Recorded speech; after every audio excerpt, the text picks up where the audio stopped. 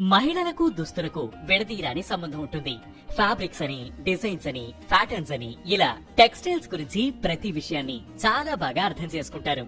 మరి దాన్నే కెరీర్ గా ఎందుకు మార్చుకోకూడదు? అందరికీ తెలిసిన ఫ్యాషన్ డిజైనింగ్ కాకుండా చాలా మందికి అవగాహన లేని హ్యాండ్లూమ్స్ అండ్ టెక్స్టైల్స్ ఇండస్ట్రీని ఎంచుకోండి.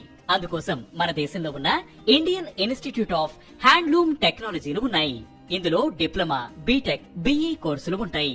ఇంట్రెస్ట్ ఉన్నవారు 10th ఇంటర్ తర్వాత ఎంట్రన్స్ ఎగ్జామ్ రాసి అందులో చేరిపోవచ్చు. కోర్స్ పూర్తయిన తర్వాత ప్రొఫెషనల్ గా చాలా అవకాశాలు ఉంటాయి.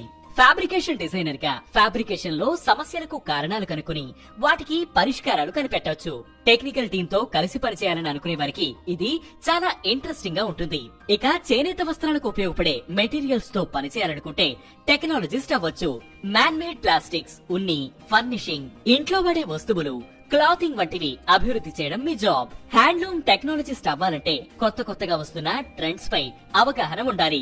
ప్రొడక్షన్ కంట్రోలింగ్, క్వాలిటీ స్టాండర్డ్స్ వంటి వాటి గురించి కూడా నేర్చుకోవాలి.